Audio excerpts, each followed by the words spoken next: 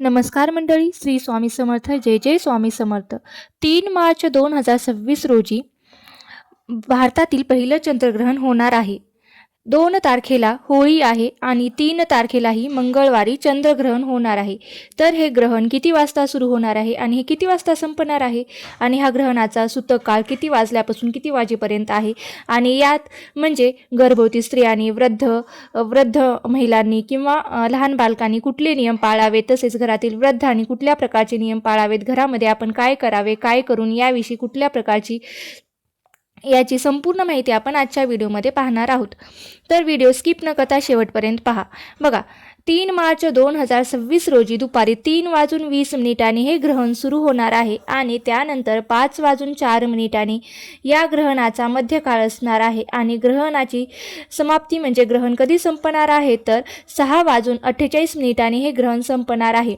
हे ग्रहण भारतामध्ये साधारणतः 4 ते 4.5 तासाचं ग्रहण दिसणार आहे, परंतु संपूर्ण जगामध्ये ही अत्यंत महत्त्वाची खगोलीय घटना आहे आणि जवळजवळ 4.5 तास असा या ग्रहणाचा एकंदर कालावधी असणार आहे. या ग्रहणाच्या दिवशी वार मंगळवार आहे, म्हणजेच मंगळाचा प्रभाव या ग्रहणावरती विशेष करून असणार आहे. या ग्रहणाचा आरंभ म्हणजे सुरुवात कधी होत आहे तर जसं मी सांगितले की 3:20 सुरुवात होत आहे, परंतु ग्रहणाच्या पूर्वी 8 तासापासून त्याचे वेध लागत असतात, म्हणजे 8 किंवा 9 तासापासून त्याचे वेध असतात, तर त्याचं सूतक सुरू होत असतं. त्यामुळे सूर्योदयापासून या ग्रहणाचा सूतक काळ हा सुरू होत असतो. त्यामुळे सामान्य माणसांनी सकाळी सूर्योदयाच्या पूर्वी जेवण वगैरे करून घ्यावं. ग्रहणाच्या वेद म्हणजे सूतक काळामध्ये शक्यतो भोजन करू नये. ज्या स्त्रिया गरोदर आहेत किंवा लहान बालके आहेत, आजारी व्यक्ती किंवा ज्या अशक्त आहेत किंवा ज्यांना काही खावंच लागतं, अशाने खाल्लं तरी काही हरकत नाही. त्यांनी सकाळी 11च्या पूर्वी विशेष करून भोजन करावं. 11च्या नंतर शक्यतो खाऊ नये. विशेष करून गर्भवती स्त्रिया आहेत त्यांनी सुद्धा 11पर्यंत जेवण करून घ्यायचं आहे. प्रत्यक्ष ग्रहणामध्ये आपल्याला मलमूत्राचा त्याग करायचा आहे, पाणी प्यायचं नाही, परंतु त्यापूर्वी जो वेधारंभ आहे त्या काळामध्ये सूतक असणार आहे. अशा काळामध्ये आपण पाणी पिऊ शकता. त्यानंतर जे काही आपले नैसर्गिक विधी असतात ते तुम्ही जाऊन निश्चितपणे करू शकता. अगदी गर्भवती स्त्रिया सुद्धा पाणी पिऊ शकतात.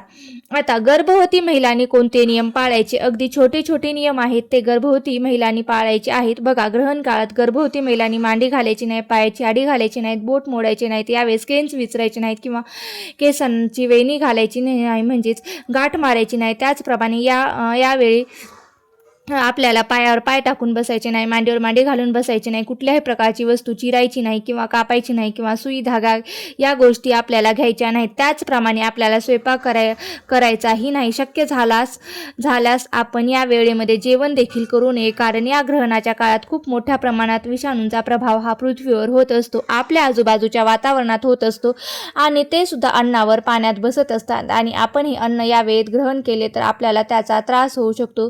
यासाठी या वेळेत आपल्याला कुठल्याही प्रकारचं जेवण करायचं नाही. जर लहान मुलं असेल, त्यांना भूक लागली असेल तर तुम्ही त्यांना खायला देऊ शकतात. आजारी व्यक्ती असेल तर त्यांना गोळ्यांचा टायमिंग वगैरे असेल तर तुम्ही त्यांना खायला देऊ शकतात, मग तुम्ही त्यांना देऊ शकतात. आणि जर गर्भवती महिला असतील, डॉक्टरांनी काही औषध घ्यायला सांगितले असतील तर त्यांना सुद्धा घ्यायला घेतलं तरी काही हरकत नाही. तुम्ही घरात चालू फिरू शकतात. त्याप्रमाणे या काळात तुम्ही मंत्र जप, गुरुमंत्र असेल त्याचा जप करू शकतात. या काळात जास्तीत जास्त तुम्ही पोटावर हात ठेवून एखाद्या स्तोत्राचं पठण करू शकता. त्यामध्ये रामरक्षा, कालभैरवाष्टक, श्री स्वामी चैत्र सारामृतचं पारायण करू शकता, पाठ करू शकता किंवा श्री स्वामी समर्थ हा षडाक्षरी मंत्र सुद्धा तुम्ही म्हणू शकता. तसेच कुलदेवीचं तुम्ही नामस्मरण करू शकता, जप करू शकतात. म्हणजे काय तर या काळात आपल्याला जेवढ्या जमतील तेवढ्या धार्मिक किंवा आध्यात्मिक गोष्टी जास्तीत जास्त करायच्या आहेत. त्याचप्रमाणे बघा, आजारी व्यक्ती असतील, वृद्ध व्यक्ती असतील, त्यांनी देखील जास्तीचे नियम पाळायची गरज नाही. ज्या गोष्टींची शरीराला त्रास होत असेल असे नियम तुम्हाला पाळायचे नाहीत, परंतु गर्भवतींनी हे नियम, त्याचप्रमाणे डोळ्यांचं ग्रहण बघायला जाऊ नये. असं शक्य झाल्यास घरात बसण्याचा प्रयत्न करावा. ग्रहण काळ हा मंत्रसिद्धीसाठी आणि नामस्मरणासाठी सर्वोत्तम काळ मानला जातो. या काळात जप केलेले 1000 पटीने फळ देतो, म्हणून या काळामध्ये मंत्र जप करावा. कोणत्याही मंत्राचा जप करा. चंद्राचा मंत्राचा जप करू शकता. ओम सोमाय मग या चंद्राचा मंत्र सुद्धा तुम्ही जप करू शकता किंवा तुम्हाला जो तुम्ही ज्या देवाची भक्ती करता त्या देवाचा सुद्धा तुम्ही मंत्र जपला तरी काही हरकत नाही. तसंही त्याचा तुम्ही जप करू शकतात किंवा तुम्ही महामृत्युंजय मंत्रसुद्धा या काळामध्ये म्हणू शकतात. त्यामुळे नकारात्मकता दूर करण्यासाठी रामदास स्वामींनी सांगितलेली आहे. मारुती स्तोत्र असेल, हनुमान चालुसा असेल, बजरंगबाण असेल किंवा तुम्ही श्रीसूक्त असेल किंवा तुम्ही कालभैरव अष्टक असेल किंवा रामरक्षा असेल याचंही तुम्ही पठण करू शकता. या सगळ्या गोष्टी करायला जमतीलच असं नाही. यातली कुठलीही एक गोष्ट जमली तरी तुम्हाला ते तुम्ही अवश्य करावी. ज्याचे भाग्य साथ देत नाही त्यांच्यासाठी हे ग्रहण एक दुर्मिळ संधी आहे. भगवान वेदव्यास म्हणतात की ग्रहण काळात केलेले जप, दान, ध्यान, सत्कर्म हे लाख पटीने आपल्याला पुण्य देत असतं. जर तुम्ही कोणताही मंत्र म्हणत नसाल तरी तुम्ही श्री स्वामी समर्थ हा षडाक्षरी मंत्राचा जप केला तरीही चालेल. होळीची पौर्णिमा ही तिथी आहे. या दिवशी केलेले तर्पण पितरांना 2000 वर्ष तृप्त करते. त्यामुळे पितराचे तर्पण अवश्य करावे. सूतन ग्रहणाच्या 9 तास आधी सूतक लागते. त्यापूर्वीच देवाची पूजा करून घ्यावी, म्हणजे सूर्योदयापूर्वीच पूजा करून घ्यावी. तसेच सूतक काळापूर्वी सर्व अन्न आणि पाण्याच्या भांड्यात तुळशीचे पान किंवा दुर्वा टाकावी. ग्रहण सुरू होण्यापूर्वी आणि ग्रहण सुटल्यानंतर वस्त्रासहित स्नान करावे. दान करण्याचे नियम. आता बघा, ग्रहण काळामध्ये दान करण्याचे खूप महत्त्व आहे. ग्रहण काळात बाहेर जाऊ नये. त्यामुळे ग्रहण चालू असतानाच गाईच्या चाऱ्यासाठी, पक्ष्यांच्या अन्नासाठी किंवा गरिबांच्या वस्त्रांसाठी तुम्ही पैसे किंवा अन्न बाजूला काढून स्पर्श करून ठेवावे. हे दान ग्रहण काळातच मानले जाईल. जरी तुम्ही ते नंतर दिले तरीही चालेल. काय करू नये तर बघा, झाडे तोडू नये. ग्रहणाच्या दिवशी पाने, लाकूड, फुले तोडू नका. पौर्णिमेला तुळस तोडू नका. प्रवास करू नका. विहिरीजवळ, पाण्याजवळ जाऊ नका. उघड्या डोळ्याने चंद्रग्रहण पाहू नका. कपडे धुवू नका किंवा पिळू नका. केस धुवू नका. ग्रहण काळात झोपू नका. मलमूत्र त्याग करू नका. असे अनेक किंवा भोजनही करू नका असे आहेत. बघा, ग्रहणासाठी एक वैज्ञानिक तर्कसुद्धा नक्कीच देता येईल. जसे चंद्राच्या कलांचा परिणाम हा समुद्राच्या पाण्यावर होत असतो, तसाच चंद्रावर समुद्रात भरती आणि आहुती येते.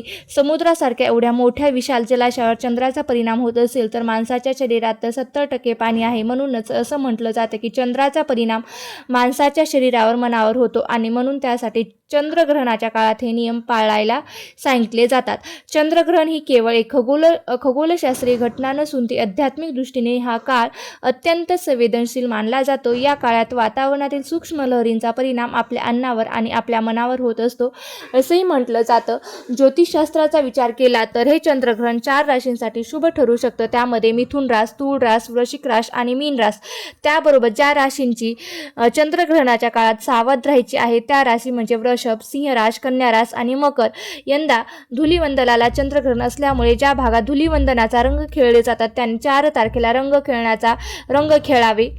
तसेच 3 तारखेला चंद्रग्रहण असल्यामुळे हे ग्रहण त्या दिवशी आपण रंग खेळू नये. बघा, अशा प्रकारे तुम्हाला मी सांगितलेली माहिती कशी वाटली ती मला नक्की कमेंट करून सांगा. आणि व्हिडिओ कसा वाटला, व्हिडिओ जर आवडला असेल तर व्हिडिओला नक्की लाईक करा, शेअर करा आणि चॅनलवरती नवीन असाल तर सबस्क्राईब करायला विसरू नका.